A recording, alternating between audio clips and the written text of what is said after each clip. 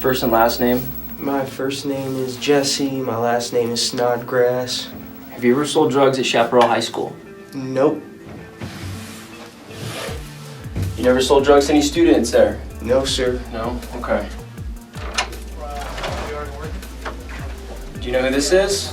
Nope. You sure? Yeah, sure. Daniel? It was the first thing he said when I spoke to him on the phone. It was not, "Mom, I got locked up," but he said, "Mom, do you remember my friend?" And I said, "Yes." And he said, "He was a cop." Mr. and Mrs. Snodgrass, I read what it is you had to say about Operation Glasshouse to the newspaper Press Enterprise. Sarah Bird's reporting. And I'm just contacting you to make sure that the information you provided her was true and accurate and correct, because I think it will affect the way the district attorney's office deals with your son's return date to court. If there are anything that you were misquoted, I would truly appreciate a phone call back. Otherwise, I look forward to seeing you and your son on July 16th, 2003 in court. Welcome back to Legal Dissent, where we evaluate your constitutional rights before they're taken away. Thank you so much for joining us, and as always, if you enjoy our content, please consider subscribing to the channel, liking this video, and interacting with us in the comments below. All of the videos and sources we use are located in the description. Law enforcement in our country utilizes a variety of methods to find the quote, bad guys, end quote. A growing trend among many departments is to install undercover officers in an attempt to befriend and sometimes even seduce teenagers into committing crimes they never would have instigated without the influence of the officer. This happens more often than you might think, and I'm going to highlight two stories that exemplify just how destructive this practice can be for young people who were simply manipulated. Operation D- was an initiative by Florida police to catch high schoolers who were dealing drugs by inserting undercover cops to pose as teenagers and gather evidence to bust would-be criminals. Yeah, we just got done with that news conference here where State Attorney Michael McAuliffe basically going over the results of two different undercover operations, the first of which is sort of a continuation of this operation called Operation D-. That takes place inside the schools where actual undercover officers are posing as students. There have been 14 warrants issued for kids in Lake Worth High School and Boynton Beach High School. 12 of those kids have been officially arrested. They're charged with selling drugs. One of those kids arrested was 18-year-old Justin Laboy, who had dreams of joining the Air Force and going to college. He gave an interview on the podcast This American Life in 2012, where he discussed how he fell in love with one of these undercover officers. The name that she used was Naomi. I think it was Naomi Rodriguez. And she sat in front of me, but then I sat next to her. So I started talking to her. "Oh, hey, my name is Justin, you know. Oh, I'm Naomi. I'm from New York, this and that. Oh, really? Me too." And I had a hat that said New York on it too, because I was trying to show her that I wasn't lying or faking it. But the things that she did that I thought that made her a real student was that she would sleep in class. She wouldn't do her homework. I would have to wake her up all the time, be like, "Hey, listen, wake up. You're going to get in trouble. Hey, you didn't do your homework? Okay. I'll let you copy my homework, okay?" Okay, I told her a lot of my feelings, you know. I told her how I felt for her. I mean, I'm not the type of person to open up to you unless we have a really good relationship. And I was just open up so much, and I told her about all my whole life story, about my parents. I told her problems I had. Justin believed he was seeing signs that Naomi was starting to like him. Like him. They walked together in the halls. They would text during class. He says she even let him kiss her on the cheek, and he serenaded her in front of their entire class. I'll be like, "Oh, I'm going to sing you a song." She'll be like, "Oh, okay." And then I'll just start singing, and then I'll get all blushed up, be like, "Oh, man, what am I doing? Okay, let me continue." I'll start rapping to her, and I'll start singing. And I mean, I even danced, too, so I danced for her, and I did. You really like this girl. Man, it tore me apart. I was like, oh, my God. Yeah, you know, she's a senior, I'm a senior. Our last year, I don't know where we're going to be after this, so let me just step up and be a man and do what I got to do. So I went up to her in class and I was like, listen, you know, I know you don't know anybody in this school that much, and I don't want to go to anybody in this school, and, you know, I feel really attracted to you. Would you like to come with me to prom? Oh, that sounds nice, okay, excuse me, let me think about it. You can tell by Justin's interview that he fell hard for this woman, serenading her, letting her copy his homework, and even asking her to the prom.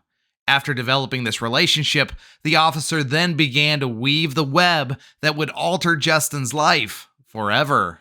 She asked me if I smoked, and I told her, no, I do not smoke, but if you need anything, I'll be more than happy to help you out. So, you know, like I said, I'm not a drug dealer.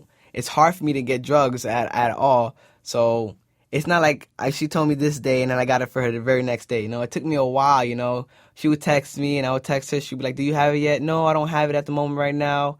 And she'll be at school. Hey, do you have that yet? No, I don't have it right now. I'm sorry. You know, I'm sorry. I'm really trying to, like, my hardest to get it and I can't get it, you know, because I like the girl. So, and I was petrified. I was like, oh my God, I'm actually going to do this. So we was in class and I sat right next to her and she was like, hey, do you have that? And I was like, you know what? Yeah, I do. And I was like, okay, we're going to wait a few because I didn't want it to, I'm not going to be like, oh, hey, you know, give it to her hand, slide it, but she was like, okay, put it in my purse. Okay, she put her purse on top of my desk and then I slid it right in there. She goes, okay, now I'll take the money. I was like, no, I don't need the money. It's okay, just have it. You could take it. She goes, no, please take the money. You know, you make me feel bad. So 10 minutes passed, and then we're still arguing about it. I'm like, please, no, I don't want the money, you know. And she goes, no, just take the money, please take the money. You'll make me feel better.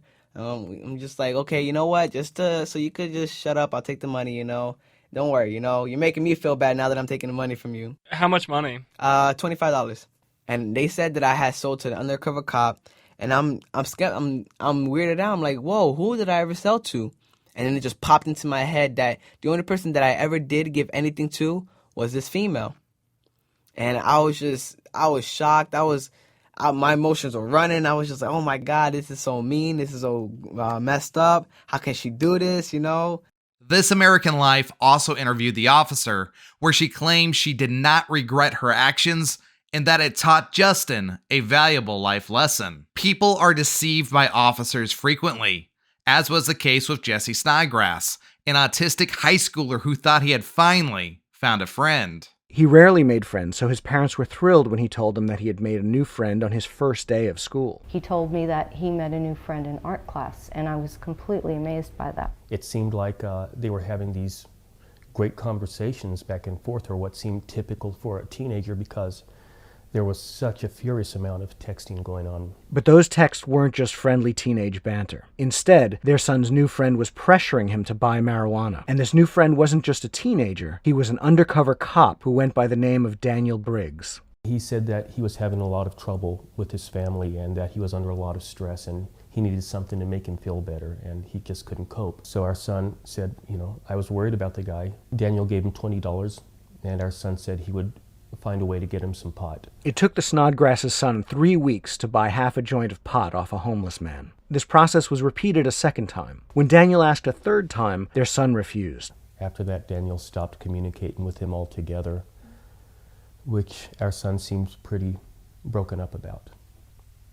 And he was back to zero friends, so he was alone again. On December 11th, 2012, officers swarmed the high school, arresting 22 students, including Jesse, who was taken to a juvenile detention center and interrogated without the knowledge of his parents. After this, Jesse's parents took action and started telling his story to anyone who would listen.